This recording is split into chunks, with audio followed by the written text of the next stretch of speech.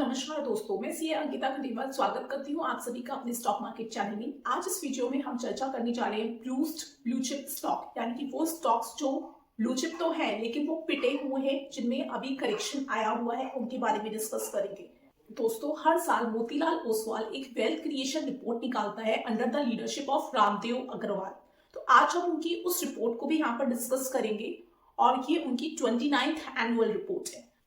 Blue chip stocks leading player होते हैं अपने सेक्टर में, इसलिए उनका वैल्यूएशन भी बहुत हाई होता है। लेकिन जब ये स्टॉक रफ पैच से गुजरते हैं तो इनके शेयर प्राइस फॉल हो जाते हैं और ये इन्वेस्टर के लिए एक अपॉर्चुनिटी होती है इनको एक्यूमुलेट करने की। जो इंपॉर्टेंट क्वेश्चन है वो है, what is the right time to buy these stock? इन स्टॉक को परचेज करने का सही समय कौन सा है? अब उसके लिए आपको दो चीजों का जानना बहुत जरूरी है।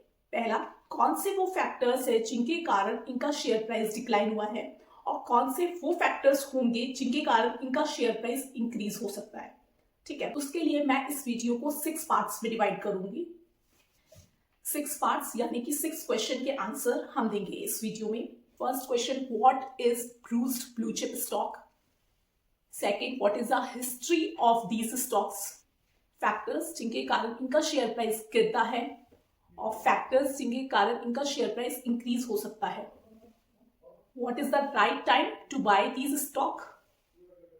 और लास्ट में मैं आपको लिस्ट बताऊंगी उन 10 स्टॉक्स को जिनको मोतीलाल ओसवाल ने अपनी वेल्थ क्रिएशन रिपोर्ट में as blue chip stocks declare किया है। First, what is blue chip stock? इसके 3 क्राइटेरिया हैं। पहला, जिनकी लिस्टिंग को 10 ईयर्स हो गए हों, वो कंपनी जो कि मार्केट कैप के हिसाब से टॉप 50 कंपनी में आती हो, और अगर टॉप 50 कंपनी में नहीं आती तो उसको 2 एडिशनल क्राइटेरिया हैं जो फुलफिल करने होंगे। पहला, मार्केट कैप के हिसाब से वो कंपनी एटलीस्ट टॉप 250 में आती हो, या जिसका 10 ईयर एवरेज ROE एटलीस्ट 20% हो। इसके हिसाब से उन्होंने ये कुछ 68 कंपनीज हैं जिसको आइडेंटिफाई किया, शॉर्टलिस्ट किया। प्रॉब्लम क्या होती है इन स्टॉक्स के साथ? मेजॉरिटी ऑफ देम का वैल्यूएशन इतना हाई होता है कि आप इन्हें अगर परचेज भी कर लेंगे तो आपको इतना ज्यादा रिटर्न नहीं मिलने वाला। बट अगर एक बार ये ब्लू चिप स्टॉक्स में करेक्शन आ गया, ये ब्रूस्ड हो गए, तो ये गोल्डन टाइम हो सकता है आपके लिए एंट्री करने का। ब्रूस्ड ब्लू चिप स्टॉक्स किसे डिक्लेयर किया गया है? वो स्टॉक्स जो ब्लू चिप हैं लेकिन अपनी हाई से, जो उनका शेयर प्राइस का हाई है, वहां से वो 50% या मोर देन 50% करेक्ट हो चुके हैं, जिनका फंडामेंटल स्ट्रॉन्ग है और आगे फ्यूचर में ग्रोथ देने के उनके प्रोस्पेक्ट्स हैं। ऐसी कंपनीज को उन्होंने शॉर्टलिस्ट करके as blue chip stocks declare किया है। अब क्या गारंटी है कि ये जो ब्लू चिप स्टॉक्स हैं ये आपको रिटर्न बनाकर ही देंगे? इसलिए हमें जानना होगा history of blue chip stocks.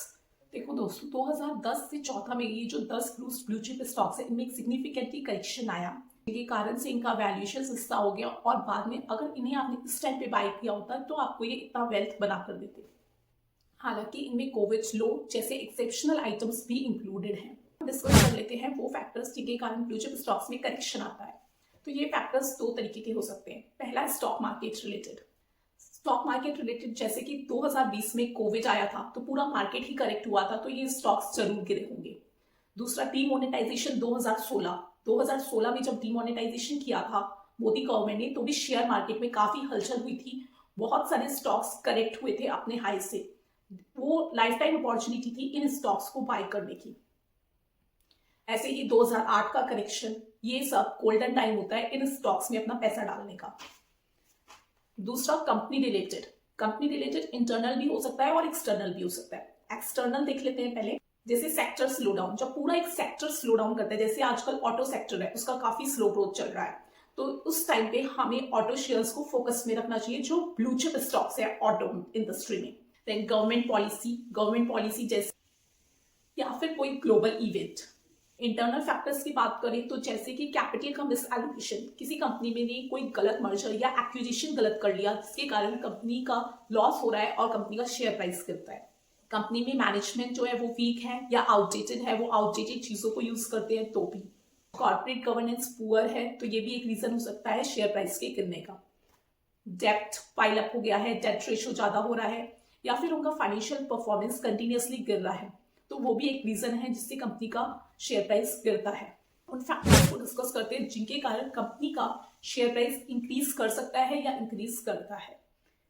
देखिए, अगर आप उन फैक्टर्स को रेक्टिफाई कर लें जिनके कारण शेयर प्राइस गिरा था, तो वो भी एक रीजन बन जाता है जिससे आपका शेयर प्राइस इंक्रीज हो जाता है। उन फैक्टर्स को आप करेक्ट कर लीजिए, जैसे कंपनी अपना कॉस्ट कंट्रोल करके या डेट की रीस्ट्रक्चरिंग करके या फिर अपनी फाइनेंशियल परफॉर्मेंस को इम्प्रूव करके भी अपना शेयर प्राइस बढ़ा सकती है, अपनी ग्रोथ बढ़ा सकती है। कोविड के बाद जब मार्केट ने अपना लो हिट किया था, उसके बाद जब रिकवरी हुई थी तो एक बुल रैली हुई थी, एक मैसिव ग्रोथ देखा गया था शेयर मार्केट में। तो यहाँ पर जो कंपनीज पहले करेक्ट हुई थी उनमें भी वेल्थ क्रिएशन बनाई थी इन्वेस्टर में। For example capital goods sector देखते हैं, यहाँ पर जब इन्वेस्टमेंट इंक्रीज हुआ इंफ्रास्ट्रक्चर में और मैनेजमेंट में, तो इस सेक्टर ने एक अपसाइकल ट्रेंड दिखाया है। इस सेक्टर की जो कंपनीज हैं उनमें ग्रोथ देखी गई। सुजलॉन को देख सकते हैं आप, उसमें जो मैसिव ग्रोथ हुई है वो हुई है, टेलविंड हुआ है जो विंड एनर्जी में, और वो हुआ है क्योंकि गवर्नमेंट की पॉलिसीज आजकल बहुत फेवरेबल चल रही है with respect to wind energy. अब इस वीडियो का सबसे important question, to buy blue chip stocks, bruised blue chip stocks को हम कब बाय करें? इसके लिए आपको 4 स्टेप्स को फॉलो करना चाहिए। सबसे पहले आपको अपने अकाउंट में, जो भी अकाउंट आप यूज करते हैं, ग्रो, जिरोधा, किसी भी अकाउंट में, उसमें आप वॉच लिस्ट बनाइए कि कौन कौन से आपके हिसाब से ब्रूस्ड ब्लू चिप स्टॉक्स हैं। दूसरा, फिर आप उनको अंडरस्टैंड कीजिए कि क्या रीजन है इनकी गिरावट का, क्यों ये शेयर्स गिरे, अपने हाई से ये शेयर्स क्यों करेक्ट हुए। देन आपको हीलिंग ट्रिगर्स ढूंढना है कि किसी भी शेयर में अगर हीलिंग ट्रिगर्स मिल जाए जिनके कारण वो शेयर का प्राइस ऊपर जा सकता हो, तो उस ट्रिगर को ढूंढिए। उसके बाद जब आपको उन शेयर्स के वैल्यूएशन कंफर्टेबल लगे और उसमें आपको फ्यूचर प्रोस्पेक्ट्स ब्राइट दिखे, तो आप उन शेयर्स को परचेज करने का सोच सकते हैं। अच्छा, अब मैं आपको बता देती हूँ बेस्ट बाइंग टाइम क्या होता है। किसी भी शेयर को परचेज करने का बेस्ट बाइंग टाइम क्या होता है? जब उसकी price to book value approx 2x हो गई। आपको मैं लिस्ट दे देती हूँ उन 10 ब्रूस्ड ब्लू चिप स्टॉक्स को जो कि वेल्थ क्रिएशन रिपोर्ट में मेंशन है, जिनको आप भी अपने लॉन्ग टर्म के लिए इन्वेस्ट कर सकते हैं। और ध्यान रखिए, अगर आपने राइट टाइम पर किसी भी शेयर में एंट्री करी है और उसको सही समय तक होल्ड किया है, तो आपका वो शेयर मल्टी बैगर भी बन सकता है। वो 10 स्टॉक्स हैं: Adani Total Gas, Adani Green, Adani Enterprises, Gujarat Gas, SBI Card, Tata Elxsi, Avenue Supermart, IRCTC, Berger Paint, Asian Paint, IOCL। आज की इस वीडियो में इतना ही। मिलती हूँ आपसे अपने नेक्स्ट वीडियो में, तब तक